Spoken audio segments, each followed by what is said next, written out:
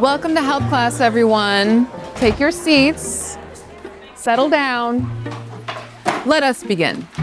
Today's topic is the great mystery. Aunt Flo. Code Red. Shark Week. That time of the month. What time? You know, moon time. These terms are too last millennium for you. All right, fine. From here on out, we'll use pop culture references. Game of Thrones comes the closest. The Red Wedding. By the end of our class, I will be the hero of every woman in this room, and no male will be able to look another female in the eyes for a solid month, because it is the great mystery. It only comes around every 28 days or so why should we need to talk about it? Or ever really understand it yet? I am your health teacher today, and I raise the white flag, bloodied. I wave it because there are certain things we need to set straight before we unleash you onto society. Dear God. First of all, it's not just a once-a-month situation. Oh, no. There's a whole complex, interconnected turning of cogs and chemical levels going on inside our bodies. A rise of hormones, a fall of hormones. And the only thing you can count on for certain, winter is coming. We don't know when, but we read the signs in the times, the shifting in the seasons, and we feel the chill in the air. The best trick of this chemical process is leaving you utterly confused and confounded as to where in the month you actually are. 1 minute, you're flying sky high, motivated, and nothing anyone says or does can rain on your parade. You're gracious, perceptive. Sean, put that phone away. A gentle queen. The next, friend becomes foe.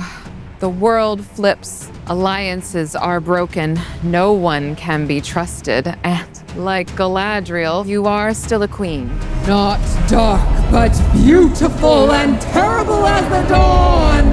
All shall love me and despair. So, let's break down these hormone games, where the odds are sometimes in your favor. Ground zero, you're dropped into the arena. Immediate bloodshed. Some tributes don't make it past this first bloodbath. They're down for the count, ripped up by guts trying to eviscerate themselves. All in the fight for human life, of course. From days 0 to 5, prostaglandins, which are lipid compounds that regulate body function, wash through our bodies. This causes the uterus to contract and blood vessels to constrict, which has been known to cause dizziness and, we'll call it, an aggressive evacuation of the bowels. There's a rush to the cornucopia for resources, pads, tampons, stretchy pants. No, not the light ones, the dark ones, please. Can't let your enemy see you bleed. Heating pads, Advil, food. Ladies, this is very important. Berries, salad, meat, cookies. Bleeding takes calories. What? Slow down on the cookies? Why do I look bloated? Maybe I should just drink less water. We're only 80% water after all. Hydrate. Gentlemen, our bodies have spent 3 weeks building the endometrium. That's the lining on the uterus. For what? The furtherance of the human race. And then, on the 4th week, the body decides that it doesn't need the endometrium. It rips itself from our bodies and just blood. That's called internal bleeding. You know, like soldiers sometimes get from shrapnel in war when they bleed out and die. It's like that. Only every month from the age of 12 to 55. Females get to have that. If she wants a cookie, give it to her. Yes! Day 1, let's talk chemicals. Every woman's body is different, but generally speaking, this is how it goes. Estrogen and progesterone are at their lowest during this phase. Estrogen is in girls and boys, by the way. Low estrogen causes cramps, trouble sleeping, migraines. So, in addition to wanting to eat everything in sight, and the things not in sight because you cleaned out your pantry 3 weeks ago when you were feeling motivated and fresh and resolved not to eat junk food, you now have a pounding in your head. Food helps a little, and Advil, and caffeine, but it's still there. That slight, persistent pounding from the moment you wake up till the moment you go to sleep because of the drop in estrogen. Day 2, progesterone increases the production of GABA, a neurotransmitter responsible for feelings of relaxation and well-being. Remember, students, during this period of time, progesterone drops, so fewer GABA neurotransmitters for us. Some scientists have remarked that it's not uncommon to feel lethargic during this period of time, to which I, Dr. Catherine Brennan, remark, "You don't say." Day 3. The tribute will hide in a tree. Tree. Day 4. The tribute will eat cookies. More, more, more.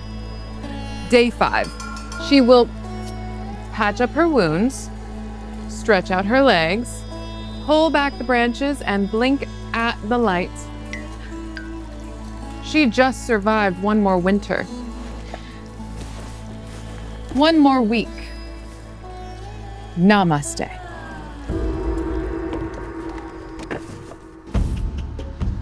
Day 6. The tribute now enters a tenuous season, the follicular phase. Estrogen and testosterone are on the rise, which makes this an ideal time for muscle growth. Shake out your hair and string your bow. I recommend you go for a run. Take stock of your territory. What has the winter destroyed? What remains of your relationships? Those you called friend. Nope, that one gone. Thank goodness you listened to your better angels and didn't text that one. You chose instead to white knuckle it and bite your tongue. Well done. Days 7, 8, and 9. Estrogen rises during this time. Estrogen helps bone health, heart health, brain function, skin and hair health. It's spring. Everything replenishes. Your charms are slowly returning. The air doesn't cut quite so deeply on your skin. Slowly, slowly, you come out of your shell. Others' words become harmless, untargeted. Nobody's out to get you. In fact, they might even like you. Ladies, is this sounding at all familiar? Days 10, 11, and 12. Energy surges. You're suddenly feeling competent, capable, and in control. You dig your life out of the mess it fell into. Your stamina, yes, you have stamina. When you ease out of your car at the end of the day, your bones don't creak like you're 85 because remember, estrogen is on the rise. You're stronger, your pain tolerance is higher, your creativity, darling, is in full bloom. You are witty and charming and articulate. Listen to me. As a tribute a few years down the road, This season is prime time for forging alliances because nothing is on the line. So go ahead, knock 'em dead. Days 13, 14, and 15. When estrogen rises, it causes subtle shifts in your soft tissue. This hormone literally increases the symmetry of your face. It enhances your curves. So, when you look in the mirror, you're not imagining it. Your skin is clear and fresh, and your angles, oh, darling, they're perfect. You really, really are the fairest in the land. Ladies, this is when we give off pheromones. Why? This is when we're most fertile. Why?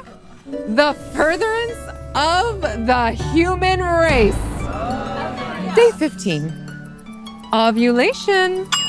This isn't where things go wrong. It is the beginning of the end, as they say, and a dangerous day to have sex on.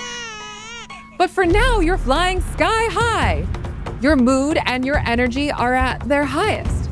You are at your most powerful, your most beautiful, your sexiest state of being. Why? The furtherance of the human race. Students, are we sensing a trend here? Day 16. Estrogen, testosterone, and even serotonin levels ride the currents of the upper atmosphere. We'll keep with the seasons metaphor and call this summer. The luteinizing hormone and follicle-stimulating hormone are playing for keeps. And on this LH surge, in conjunction with serotonin and dopamine, you float on feelings of happiness and well-being.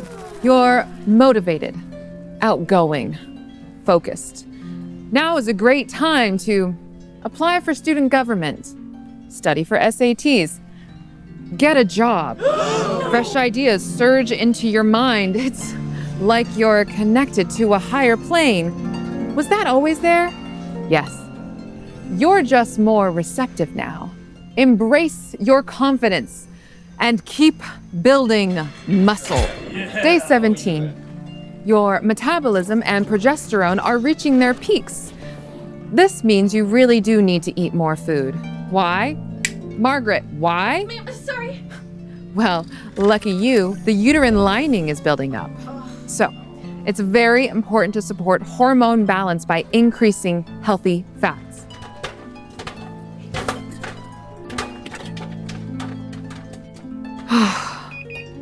That's why I want so much butter and salt on my popcorn, all in the name of healthy egg development. Wait, what? Let's talk career. You're attractive, sociable, confident. Go ahead, have those important conversations. Those things that felt hard? No, not hard. Impossible? Go ahead, take them on. You can't lose. But That's what I'm talking about. be careful. When estrogen rises, it causes mood swings, depression, anxiety, soreness, fatigue, and a worsening of premenstrual syndrome. If you're prone to anxiety, like you, Jessica, Wait, that's so mean. you're going to feel a tad overwhelmed these days. Nothing a cup of tea in a quiet corner can't fix. Rest up. You're gonna need it. What? Days 18, 19, and 20. After summer comes. Wow, fall. Really? Wake up, everybody. The luteal phase. Feel that chill in the air? Yeah. Bundle up, buttercup. The 11 days leading up are sneaky, devious. This is when PMS strikes, not during the bloodletting, before. Gentlemen, that's almost 2 weeks. Little red hives, pimples sprout on your previously blossoming face. Now, Red, oily, blotchy. Oh, don't worry. That'll go away in about 2 weeks or so, depending on how inflamed they get. Oi, Jessica, don't pick. Eesh. You can combat that by cutting out sugar. No, not most sugar. All refined sugar. It's a good thing your metabolism isn't peaking anymore and you're not having crazy cravings for gourmet $6 red velvet cupcakes with the cream cheese frosting and sprinkles. Oh, and a mocha would go great with that too. Oh, wait, no, I'm having such a hard life right now. I earned this. Sure you have. No. She's lost it.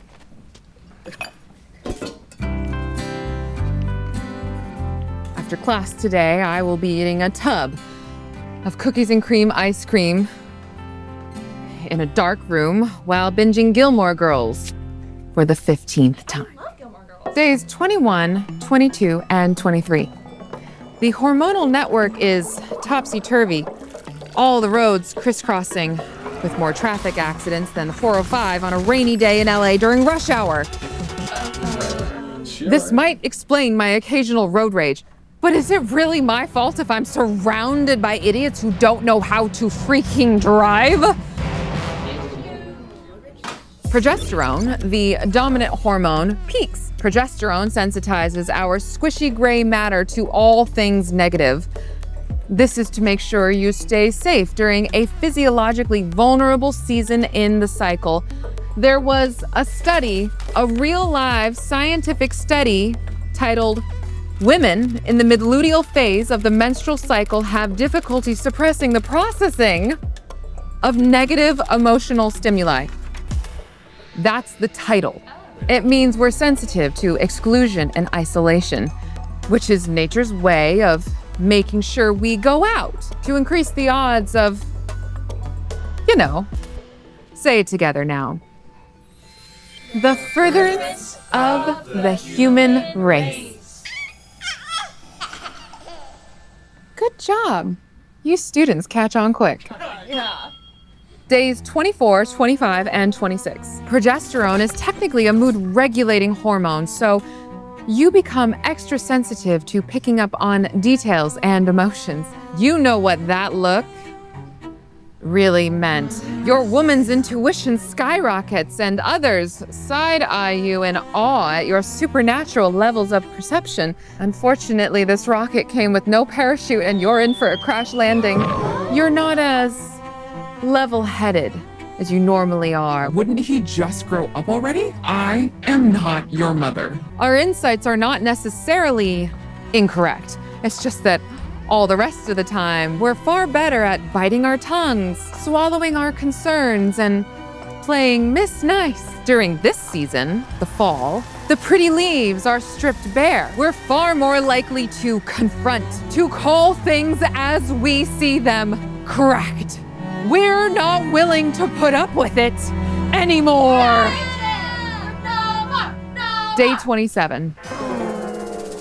Around now is when we give up on humanity. We're starving all the time. The abs begin to groan, and because of progesterone, the bowels slow down. Increase fiber, increase the colors on your plate. Protein. You've got to eat protein because you've got to stock up on all the good bacteria you're about to lose. Personally, I retreat into my own company, though at this point I don't know who I'm protecting anymore. Myself from everyone else, or everyone else from me. Either way, I retreat to a ledge on the side of a mountain, decide I'm going to become a monk, and embrace the ascetic lifestyle. And fill pages and pages of journal space processing absolutely everything. Day 28. I'm even-keeled, except when another wave of FOMO rocks my boat. And never forget, people suck. So true. Except for the good ones. The kind ones that give you a smile and a hug. Even though they don't know you're dying inside. Except maybe they do. That sympathetic nod, the glimmer in the eye when you mumble something about not feeling so great, about being at a low ebb. Because it's a sisterhood of tributes in the fight for the survival of our species, in a game with elimination rounds and unexpected turns of the dial, where the body is beaten and bruised, the mind delirious with the surge and starvation of certain chemicals. They get it. They do. Because they have all had their turn in the hormone games.